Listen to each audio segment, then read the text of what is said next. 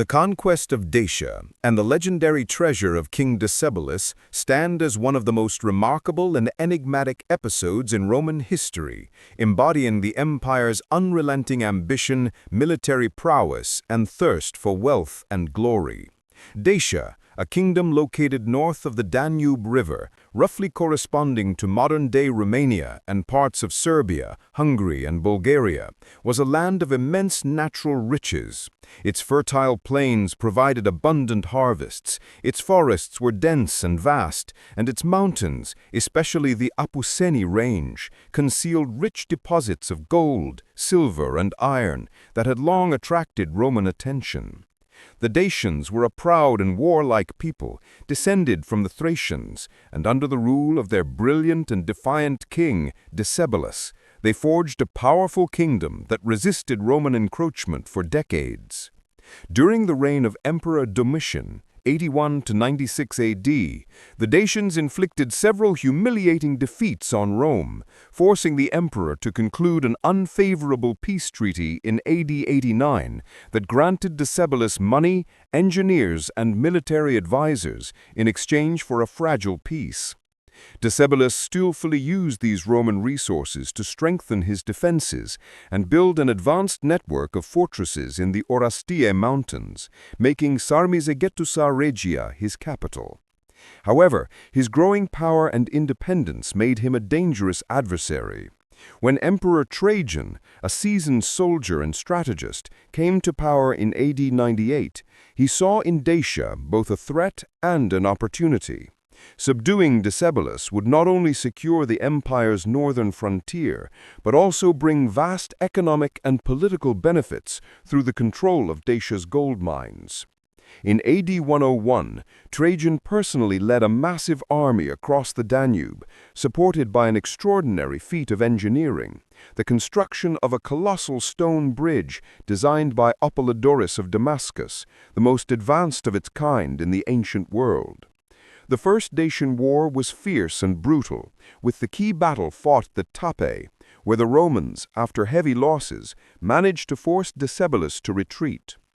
After a series of clashes and sieges, Decebalus agreed to peace in AD 102, surrendering his weapons and fortresses and accepting Rome's authority. Yet his submission was insincere.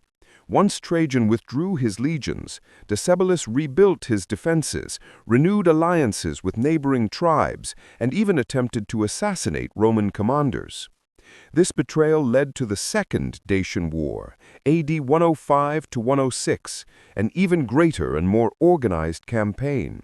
Trajan advanced with overwhelming force, crossing the Danube once again and systematically besieging Dacian strongholds.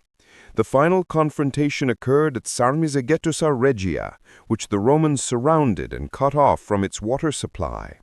After days of relentless fighting, the city fell, and Decebalus, realizing that capture was inevitable, took his own life by falling on his sword rather than be paraded as a trophy in Trajan's triumph.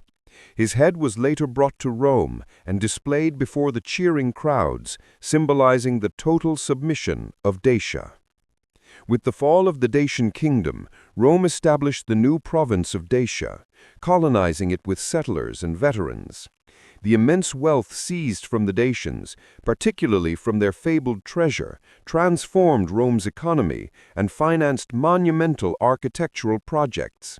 According to ancient sources, such as Cassius Dio and later chroniclers, Decebalus, anticipating defeat, had hidden an enormous hoard of gold, silver, and jewels beneath the river Sargetia, near his capital.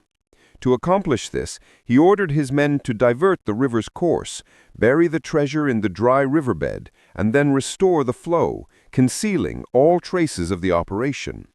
The secret remained hidden until Bitulus, a captured Dacian noble and confidant of Decebalus, revealed the location to the Romans. The recovered treasure, according to legend, included thousands of tons of gold and silver, enough to fund the construction of Trajan's Forum, the magnificent Basilica Ulpia, and the iconic Trajan's Column, which still stands in Rome as a visual chronicle of the Dacian campaigns. The conquest of Dacia marked the high point of Roman imperial expansion, securing the empire's richest province and immortalizing Trajan as one of Rome's greatest emperors.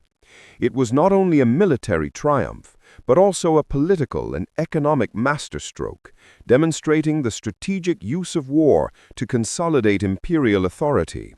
Yet the story of Decebalus's treasure has never lost its allure.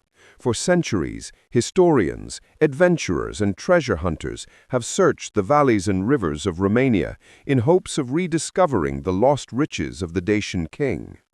Whether the treasure was truly as immense as the ancient writers claimed, or partially mythologized over time, it remains one of the most captivating legends of antiquity, a tale of pride, defiance, and the enduring human fascination with lost gold buried beneath the flow of history.